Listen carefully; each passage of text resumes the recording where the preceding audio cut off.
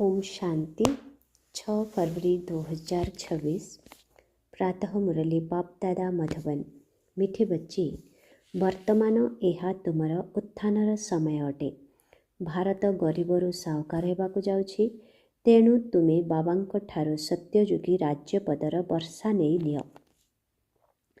आजर प्रश्न, बाबांकर केउ उपाधि अर्थात महिमा श्रीकृष्णଙ୍କୁ दियाଯାଇ ପାରିବ ନାହିଁ? बाबांकर केउ उपाधि अर्थात महिमा श्रीकृष्णଙ୍କୁ दियाଯାଇ ପାରିବ ନାହିଁ? उत्तर, बाबा हेउछन्ति गरीबर बंधु अर्थात दीनबंधु। श्रीकृष्णଙ୍କୁ एभଳି कुहाଯିବ ନାହିଁ। ସିଏ ତ ବହୁତ ଧନବାନ ଅଟନ୍ତି। ତାଙ୍କ ରାଜ୍ୟରେ ସମସ୍ତେ ସାହୁକାର ଅର୍ଥାତ ଧନୀ ଅଟନ୍ତି। ବାବା ଯେତେବେଳେ ଆସନ୍ତି ସେତେବେଳେ ସବୁଠାରୁ ଗରିବ ଭାରତ ହିଁ ଥାଏ। ଭାରତକୁ ହିଁ ବାବା ସାହୁକାର କରିଥାନ୍ତି। ତୁମେମାନେ କହୁଛ ଆମର ଭାରତ ସ୍ୱର୍ଗ ଥିଲା, ଏବେ ନାହିଁ, ପୁନର୍ବାର ହେବାକୁ ଯାଉଛି। ଗରିବ ନିୱାଜ ଅର୍ଥାତ ଦୀନବନ୍ଧୁ ବାବା ହିଁ ଭାରତକୁ ସ୍ୱର୍ଗ କରୁଛନ୍ତି। ଗୀତ आखिर वह दिन आया आज जिस दिन को हम तकते थे। ओम शांति। मिठा मिठा आत्मिक पिलामाने यही गीत शुणिले। आत्मा गुप्त एवं शरीर प्रत्यक्ष अटे। आत्मा को यही आखि द्वारा देखी हुए नहीं अर्थात गुप्त अटे। अच्छी निश्चित किंतु यही शरीरर आवरण मध्यरे घोड़िया हुई रहिछि। सेथिपाई कुहाजाए आत्मा गुप्त। आत्मा निजे कही थाए मु निराकार अटे। एठाकु साकार शरीर रे आसी मध्य गुप्त होई रहिछि। आत्मा मानंकर निराकारी दुनिया रहिछि। सेठारे तो गुप्तर कथा नाही। परम पिता परमात्मा मध्य सेठारे रुहन्ते। तांकु कुहाजाए सुप्रीम अर्थात परम, जे कि उच्चरु उच्च आत्मा, ऊर्ध्वरु ऊर्ध्वरे रहुथिबा परम आत्मा। बाबा कहउछन्ति जेपरि तुमे गुप्त, मोते मध्य सेहीपरि गुप्त रूपरे आसिबाकु पड़िब। मु गर्भ जेल को आसे नहीं। मोर सेही एक शिव नाम ही रही आसीछि। मु एही शरीर रे आसुछि, तथापि मध्य मोर नाम परिवर्तन हेउ नाही। ब्रह्मांकर आत्मार जेउ शरीर रहिछि तार नाम परिवर्तन हेउछि। मोते तो शिव ही कहउछन्ति मु सर्व आत्मा मानंकर पिता। तेबे तुमे आत्मा माने एही शरीर मध्यरे गुप्त अट। एही शरीर द्वारा कर्म करुछ। मु मध्य गुप्त अटे। तेबे पिलामानंकु एही ज्ञान एबे प्राप्त हेउछि जे आत्मा एही शरीर द्वारा आच्छादित होई रहिछि। आत्मा गुप्त किंतु शरीर प्रत्यक्ष अटे। मु मध्य अशरीरी अटे। मु मध्य अशरीर अटे। बाबा गुप्त रूपरे एही शरीर द्वारा सुनाउछन्ति। तुमे मध्य गुप्त अट, शरीर द्वारा शुणुछ। तुमे माने जानिछ बाबा आसीछन्ति भारत को पुनर्बार गरीबरू साहुकार करिबा पाई। तुमे माने कहिब आमर भारत, प्रत्येक निजर राज्य पाई कहिबे आमर गुजरात, आमर राजस्थान। आमर कहिबा कारणरू निज राज्य प्रति मोह रही थाए।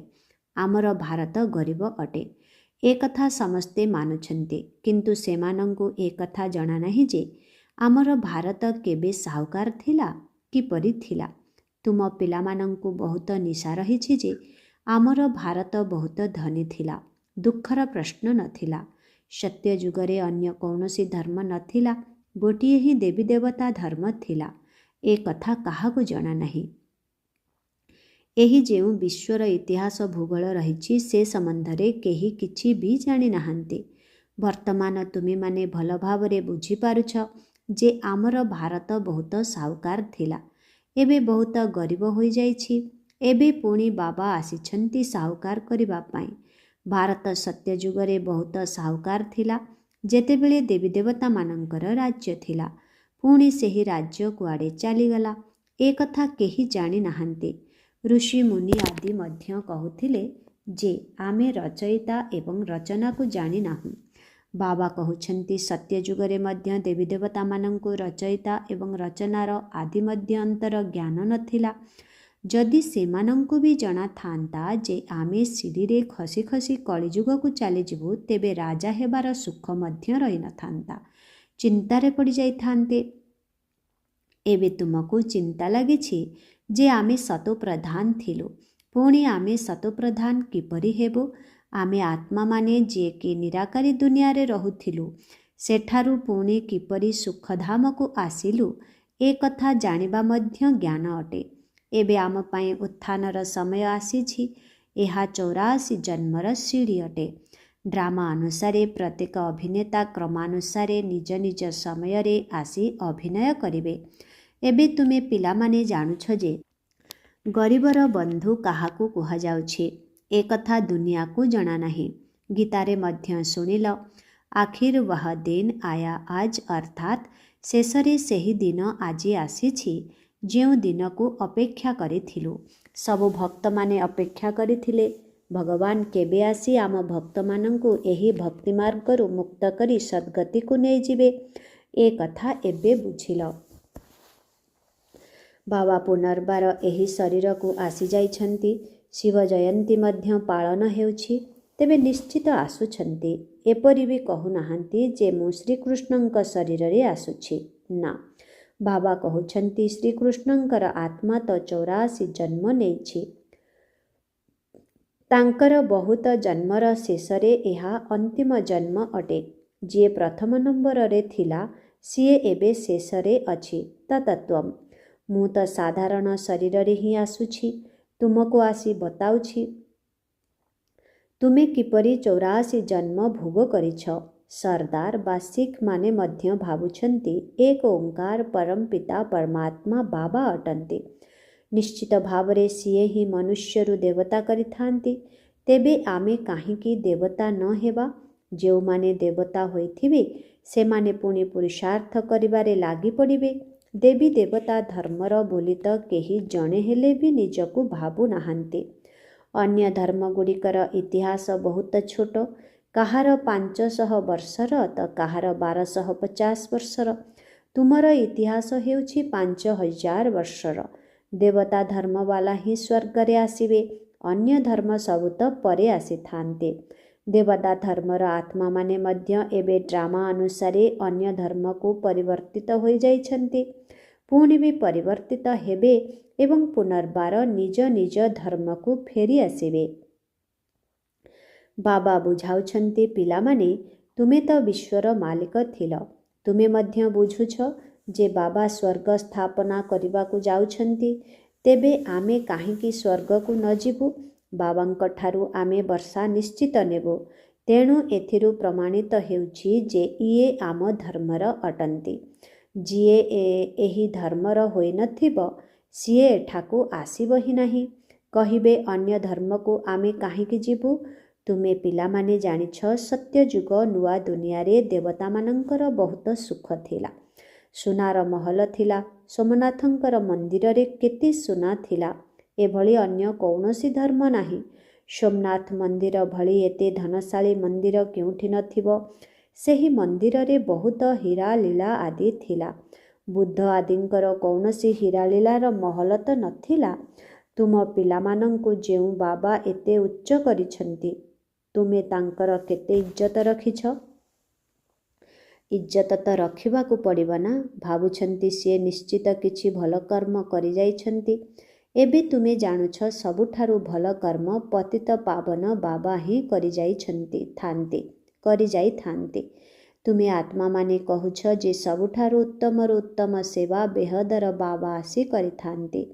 ଆମକୁ ଗରିବରୁ ଧନୀ, ଭିକାରୀରୁ ରାଜକୁମାର କରିଦେଉଛନ୍ତି। ଯିଏ ଭାରତକୁ ସ୍ୱର୍ଗରେ ପରିଣତ କରୁଛନ୍ତି, ଏବେ ତାଙ୍କୁ କେହି ସମ୍ମାନ ଦେଉନାହାନ୍ତି।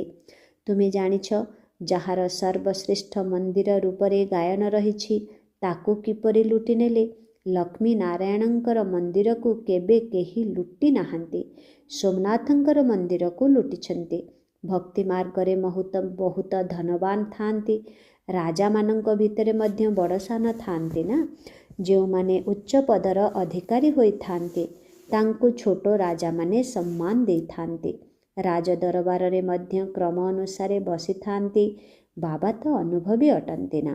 ଏହା ତ ପତିତ ରାଜାମାନଙ୍କର ଦରବାର ଅଟେ। ତେବେ ପାବନ ରାଜାମାନଙ୍କର ଦରବାର କିପରି ହୋଇଥିବ? ଯେବେକି ସେମାନଙ୍କ ପାଖରେ ଏତେ ଧନ ସମ୍ପତ୍ତି ଥିଲା, ତେବେ ସେମାନଙ୍କର ଘର ମଧ୍ୟ ସେତିକି ସୁନ୍ଦର ହୋଇଥିବ। ଏବେ ତୁମେ ଜାଣୁଛ ଯେ ବାବା ଆମକୁ ରାଜଯୋଗର ପାଠ ପଢ଼ାଉଛନ୍ତି, ସ୍ୱର୍ଗର ସ୍ଥାପନା କରାଉଛନ୍ତି। ଆମେ ସ୍ୱର୍ଗର ମହାରାଜା ମହାରାଣୀ ହେଉଛୁ। ପୁଣି ଆମେ ତଳକୁ ଖସି ଖସି ଯେତେବେଳେ ଭକ୍ତ ହୋଇଯିବା, ସେତେବେଳେ ପ୍ରଥମେ ପ୍ରଥମେ ଶିବଙ୍କର ପୂଜାରୀ ହେବା। ଯିଏ ସ୍ୱର୍ଗର ମାଲିକ କରିଥିଲେ ତାଙ୍କର ହିଁ ପୂଜା କରିବା। ସିଏ ଆମକୁ ବହୁତ ଧନବାନ କରୁଛନ୍ତି। ଏବେ ଭାରତ କେତେ ଗରିବ ହୋଇଯାଇଛି।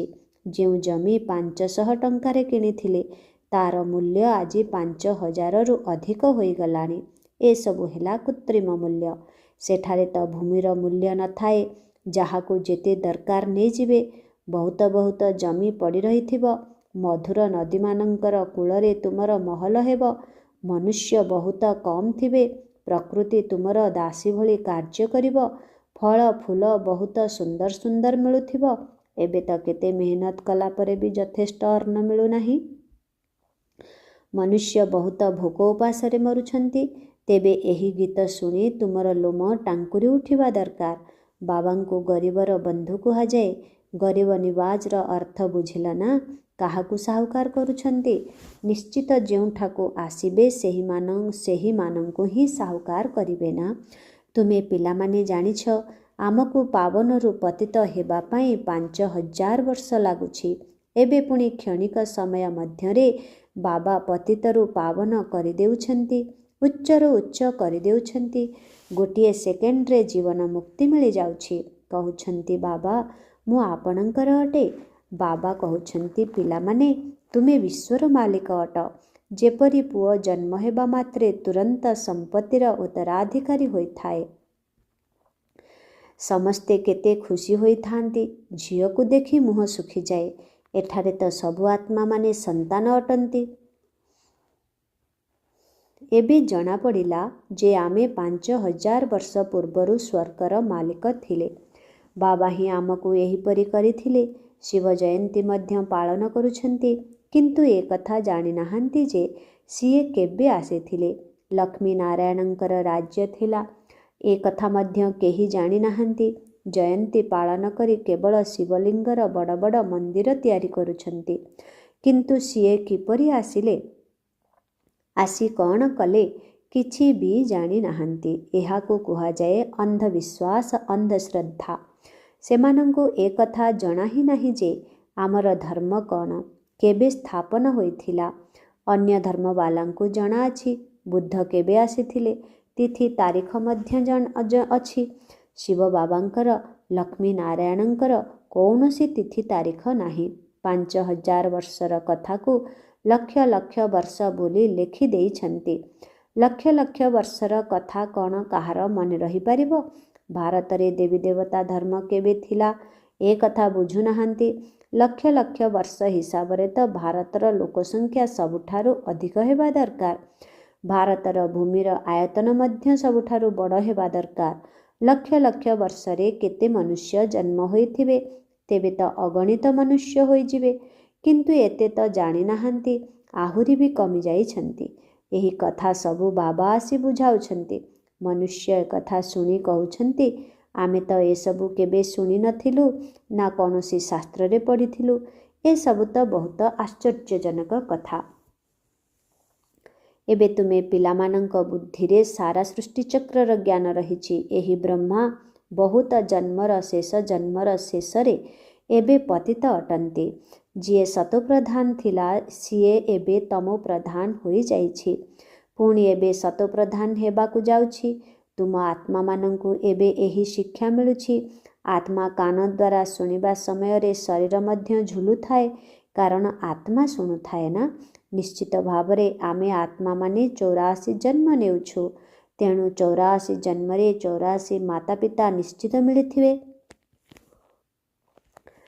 ଏହାର ମଧ୍ୟ ହିସାବ ଅଛି ନା। ଏବେ ବୁଦ୍ଧିରେ ଆସୁଛି ଯେ ଆମେ 84 ଜନ୍ମ ନେଉଛୁ। ପୁଣି କମ୍ ଜନ୍ମବାଲା ମଧ୍ୟ ଥିବେ। ସମସ୍ତେ କ'ଣ 84 ଜନ୍ମ ନେବେ କି? ବାବା ଆସି ବୁଝାଉଛନ୍ତି ଶାସ୍ତ୍ରରେ କ'ଣ କ'ଣ ସବୁ ଲେଖି ଦେଇଛନ୍ତି। ତୁମ ପାଇଁ ତ ପୁଣି ବି 84 ଜନ୍ମ କହୁଛନ୍ତି। ମୋ ପାଇଁ ତ ଅଗଣିତ ଅସଂଖ୍ୟ ଜନ୍ମ କହିଦେଉଛନ୍ତି। ଅଣୁ ପରମାଣୁ ମଧ୍ୟରେ ମାଟି ଗୋଡ଼ି ଭିତରେ ଭର୍ତ୍ତି କରି ଦେଇଛନ୍ତି। ବାସ୍ ଯେଉଁଠି ଦେଖୁଛି ତୁ ହିଁ ତୁ, କୃଷ୍ଣ ହିଁ କୃଷ୍ଣ ଅଛନ୍ତି। ମଥୁରା ବୃନ୍ଦାବନରେ ଏହିଭଳି କହିଥାନ୍ତି। କୃଷ୍ଣ ହିଁ ସର୍ବବ୍ୟାପୀ ଅଟନ୍ତି। ରାଧାପନ୍ଥୀବାଲା ପୁଣି କହିବେ ସବୁଆଡ଼େ ରାଧା ହିଁ ରାଧା, ତୁମେ ବି ରାଧା, ମୁଁ ବି ରାଧା। ବାସ୍ତବରେ ଏକମାତ୍ର ବାବା ହିଁ ଗରିବ ନିବାଜ ଅର୍ଥାତ୍ ଦୀନବନ୍ଧୁ ଅଟନ୍ତି।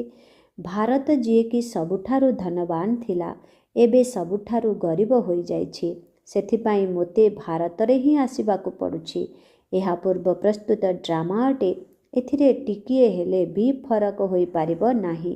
ଡ୍ରାମାରେ ଯାହା ସୁଟିଂ ହୋଇଯାଇଛି ତାହାର ହିଁ ଅବିକଳ ପୁନରାବୃତ୍ତି ହୁଏ। ଏଥିରେ ତିଳେ ମାତ୍ର ଫରକ ହୋଇପାରିବ ନାହିଁ। ତୁମ ଭିତରେ ଡ୍ରାମାର ଜ୍ଞାନ ମଧ୍ୟ ରହିବା ଦରକାର।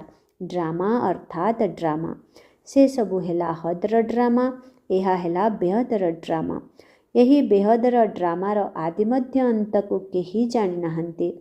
ଯେତେବେ ଗରିବ ନିବାଜ ବୋଲି ନିରାକାର ଭଗବାନଙ୍କୁ ହିଁ ମାନିବେ, ଶ୍ରୀକୃଷ୍ଣଙ୍କୁ ମାନିବେ ନାହିଁ। କୃଷ୍ଣ ତ ସତ୍ୟଯୁଗର ରାଜକୁମାର, ଯିଏକି ବହୁତ ଧନବାନ ହୋଇଥାନ୍ତି। ଭଗବାନଙ୍କର ତ ନିଜର ଶରୀର ନାହିଁ। ସିଏ ଆସି ତୁମ ସନ୍ତାନମାନଙ୍କୁ ଧନବାନ କରୁଛନ୍ତି, ତୁମକୁ ରାଜଯୋଗର ଶିକ୍ଷା ଦେଉଛନ୍ତି। ଯେପରି ପାଠପଢ଼ା ଦ୍ୱାରା ବାରିଷ୍ଟର ଆଦି ହୋଇ ରୋଜଗାର କରିଥାନ୍ତି, ସେହିପରି ବାବା ମଧ୍ୟ ତୁମକୁ ଏବେ ପାଠ ପଢ଼ାଉଛନ୍ତି, ଯାହାଦ୍ୱାରା ତୁମେ ଭବିଷ୍ୟତରେ ନରରୁ ନାରାୟଣ ହେଉଛ। ତୁମର ଜନ୍ମ ତ ହେବ ନା। ଏମିତି ତ ନୁହେଁ ସ୍ୱର୍ଗ କୌଣସି ସମୁଦ୍ରରୁ ବାହାରି ଆସିବ। ଶ୍ରୀକୃଷ୍ଣ ମଧ୍ୟ ଜନ୍ମ ନେଇଛନ୍ତି ନା। କଂସପୁରୀ ଇତ୍ୟାଦି ତ ସେତେବେଳେ ନଥିଲା। ଶ୍ରୀକୃଷ୍ଣଙ୍କର ନାମର କେତେ ଗାୟନ ହେଉଛି, ତାଙ୍କର ପିତାଙ୍କର ଗାୟନ ହିଁ ନାହିଁ। ତାଙ୍କର ପିତା କେଉଁଠି ଅଛନ୍ତି? ନିଶ୍ଚିତ ଭାବରେ ଶ୍ରୀକୃଷ୍ଣ କାହାର ପୁତ୍ର ହୋଇଥିବେ ନା। ଯେତେବେଳେ କୃଷ୍ଣ ଜନ୍ମ ହୁଅନ୍ତି ସେତେବେଳେ ଅଳ୍ପ କିଛି ପତିତ ମଧ୍ୟ ଥାଆନ୍ତି। ଯେତେବେଳେ ସେମାନେ ଅର୍ଥାତ୍ ପତିତମାନେ ବିଲକୁଲ ସମାପ୍ତ ହୋଇଯାଆନ୍ତି, ସେତେବେଳେ ଶ୍ରୀକୃଷ୍ଣ ରାଜଗଦିରେ ବସନ୍ତି, ନିଜର ରାଜ୍ୟ ନେଇଥାନ୍ତି। ସେବେଠାରୁ ହିଁ ତାଙ୍କର ସମ୍ବତ ଆରମ୍ଭ ହୋଇଥାଏ। ଲକ୍ଷ୍ମୀ ନାରାୟଣଙ୍କ ଠାରୁ ହିଁ ସମ୍ବତ ଆରମ୍ଭ ହୋଇଥାଏ। ତୁମେ ପୂରା ହିସାବ ଲେଖୁଛ, ୟାଙ୍କର ରାଜ୍ୟ ଏତେ ସମୟ, ପୁଣି ୟାଙ୍କର ଏତେ ସମୟ। ତେବେ ଲୋକମାନେ ବୁଝିବେ ଯେ ଏହି କଳ୍ପର ଆୟୁଷ ବଡ଼ ହୋଇପାରିବ ନାହିଁ। 5000 ବର୍ଷର ପୂରା ହିସାବ ରହିଛି। ଏସବୁ ତୁମ ପିଲାମାନଙ୍କର ବୁଦ୍ଧିରେ ଆସୁଛି ନା। ଆମେ କାଲି ସ୍ୱର୍ଗର ମାଲିକ ଥିଲେ, ବାବା ହିଁ ସ୍ୱର୍ଗର ମାଲିକ କରିଥିଲେ। ସେଥିପାଇଁ ତ ଆମେ ତାଙ୍କର ଶିବ ଜୟନ୍ତୀ ପାଳନ କରୁଛୁ। ତୁମେମାନେ ସମସ୍ତଙ୍କୁ ଜାଣିଛ ଖ୍ରୀଷ୍ଟ ଗୁରୁ ନାନକ ଆଦି ପୁଣି କେବେ ଆସିବେ, ଏ କଥା ମଧ୍ୟ ତୁମକୁ ଜଣାଅଛି। ବିଶ୍ୱର ଇତିହାସ ଭୂଗୋଳର ଅବିକଳ ପୁନରାବୃତ୍ତି ହେଉଛି। ଏହି ପାଠପଢ଼ା କେତେ ସହଜ। ତୁମେ ସ୍ୱର୍ଗକୁ ଜାଣିଛ। ନିଶ୍ଚିତ ଭାବେ ଭାରତ ସ୍ୱର୍ଗ ଥିଲା। ଭାରତ ଅବିନାଶୀ ଖଣ୍ଡ। ଭାରତ ଭଳି ମହିମା ଆଉ କାହାର ହୋଇପାରିବ ନାହିଁ। ସମସ୍ତଙ୍କୁ ପତିତରୁ ପାବନ କଲାବାଲା ଏକମାତ୍ର ବାବା ହିଁ ଅଟନ୍ତି। ଆଚ୍ଛା, ମିଠେ ମିଠେ ଶିଖିଲଧେ ସନ୍ତାନମାନଙ୍କ ପ୍ରତି ମାତ ପିତା ବାପ ଦାଦାଙ୍କର ମଧୁର ସ୍ନେହ ସମ୍ପନ୍ନ ଶୁଭେଚ୍ଛା ଏବଂ ସୁପ୍ରଭାତ। ଆତ୍ମିକ ପିତାଙ୍କର ଆତ୍ମିକ ସନ୍ତାନମାନଙ୍କୁ ନମସ୍ତେ। ଆତ୍ମିକ ସନ୍ତାନମାନଙ୍କର ଆତ୍ମିକ ପିତାଙ୍କୁ ଓମ୍ ଶାନ୍ତି। Good morning. ନମସ୍ତେ ନମସ୍ତେ ନମସ୍ତେ ନମସ୍ତେ ନମସ୍ତେ। ଶୁକ୍ରିୟା ବାବା, ଶୁକ୍ରିୟା। ଓମ୍ ଶାନ୍ତି। ଧାରଣା ପାଇଁ ମୁଖ୍ୟ ସାର 1 ନମ୍ବର। ଡ୍ରାମାର ଆଦି ମଧ୍ୟ ଅନ୍ତର ଜ୍ଞାନକୁ ବୁଦ୍ଧିରେ ରଖି ସବୁ ଚିନ୍ତାକୁ ତ୍ୟାଗ କରିବାକୁ ହେବ। କେବଳ ସତୋପ୍ରଧାନ ହେବାର ଚିନ୍ତା ରଖିବାକୁ ହେବ। 2 ନମ୍ବର। ଗରିବ ନିବାଜ ବାବା ଭାରତକୁ ଗରିବରୁ ସାହୁକାର କରିବା ପାଇଁ ଆସିଛନ୍ତି। ତାଙ୍କର ପୂରା ସହଯୋଗୀ ହେବାକୁ ପଡ଼ିବ। ନିଜର ନୂଆ ଦୁନିଆକୁ ମନେ ପକାଇ ସର୍ବଦା ଖୁସିରେ ରହିବାକୁ ହେବ। ବରଦାନ। ଦିଲ୍ ଭିତରେ ସର୍ବଦା ଏକମାତ୍ର ନାମଙ୍କୁ ବସାଇ ସଚ୍ଚା ସେବା କରୁଥିବା ମାୟାଜିତ୍ ବିଜୟୀ ଭବ। ହନୁମାନର ଏହି ବିଶେଷତା ଦେଖାଇଛନ୍ତି ଯେ ସେ ସର୍ବଦା ସେବାଧାରୀ ଏବଂ ମହାବୀର ଥିଲା। ସେଥିପାଇଁ ସେ ନିଜେ ଜଳିଲା ନାହିଁ, କିନ୍ତୁ ଲାଞ୍ଜ ଦ୍ୱାରା ଲଙ୍କାକୁ ଜଳାଇ ଦେଲା। ସେହିପରି ଏଠାରେ ମଧ୍ୟ ଯେଉଁମାନେ ସର୍ବଦା ସେବାଧାରୀ ଅଛନ୍ତି, ସେହିମାନେ ହିଁ ମାୟାର ଅଧିକାରକୁ ସମାପ୍ତ କରିପାରିବେ। କିନ୍ତୁ ଯେଉଁମାନେ ସେବାଧାରୀ ନୁହନ୍ତି ସେମାନେ ମାୟାର ରାଜ୍ୟକୁ ଜଳାଇ ପାରିବେ ନାହିଁ। ତେବେ ହନୁମାନର ଦିଲ୍ ଭିତରେ ସର୍ବଦା ଏକମାତ୍ର ରାମ ହିଁ ବାସ କରୁଥିଲେ। ତେଣୁ ତୁମମାନଙ୍କର ଦିଲ୍ ଭିତରେ ମଧ୍ୟ ଏକମାତ୍ର ବାବାଙ୍କ ବ୍ୟତୀତ ଅନ୍ୟ କେହି ବି ନ ରହନ୍ତୁ। ନିଜର ଦେହର ସ୍ମୃତି ମଧ୍ୟ ନ ରହୁ, ତେବେ ଯାଇ ମାୟାଜିତ୍ ବିଜୟୀ ହୋଇପାରିବ। ଆଜିର ସ୍ଲୋଗାନ, ଯେପରି ଆତ୍ମା ଏବଂ ଶରୀର ଯୁଗଳ ଅଟନ୍ତି, ସେହିପରି ଆପଣ ବାବାଙ୍କ ସହିତ ଯୁଗଳ ହୋଇ ରୁହନ୍ତୁ। ଯେପରି ଆତ୍ମା ଏବଂ ଶରୀର ଯୁଗଳ ଅଟନ୍ତି, ସେହିପରି ଆପଣ ବାବାଙ୍କ ସହିତ ଯୁଗଳ ହୋଇ ରୁହନ୍ତୁ। ଓମ୍ ଶାନ୍ତି। ଆଜିର ଅବ୍ୟକ୍ତ ଇଶାରା, ଏକତା ଏବଂ ବିଶ୍ୱାସର ବିଶେଷତା ଦ୍ୱାରା ସଫଳତା ସମ୍ପନ୍ନ ହୁଅ। ସଂଗଠନ ଭିତରେ ପ୍ରତ୍ୟେକଙ୍କର ବିଶେଷତାକୁ ଦେଖିବା, ବିଶେଷତାକୁ ହିଁ ଗ୍ରହଣ କରିବା ଏବଂ ଦୁର୍ବଳତାଗୁଡ଼ିକୁ ସମାପ୍ତ କରିବା ପାଇଁ ଚେଷ୍ଟା କରିବା, ଏହା ହିଁ ହେଉଛି ଏକତାର ସଂଗଠନକୁ ମଜବୁତ କରିବାର ବିଧି। ଯେପରି ତୁମ ସମସ୍ତଙ୍କର ଉଠିବା, କଥା କହିବା, ଚାଲିବା ଏକାଭଳି ଅଟେ ବା ସମସ୍ତଙ୍କର ଏକାଭଳି କଥା, ଏକା ପ୍ରକାରର ଗତି, ଏକମାତ୍ର ରୀତି, ଗୋଟିଏ ହିଁ ନୀତି, ସେହିପରି ତୁମର ସଂସ୍କାର ମଧ୍ୟ ସମାନ ଦେଖାଯାଉ। ଭିନ୍ନତା ଥିଲେ ମଧ୍ୟ ପରସ୍ପର ପ୍ରତି ବିଶ୍ୱାସ ରଖି ସମସ୍ତଙ୍କର ବିଚାରକୁ ସତ୍କାର ଦିଅ। ଏହା ହିଁ ହେଉଛି ଏକତାର ଆଧାର। ଓମ୍ ଶାନ୍ତି।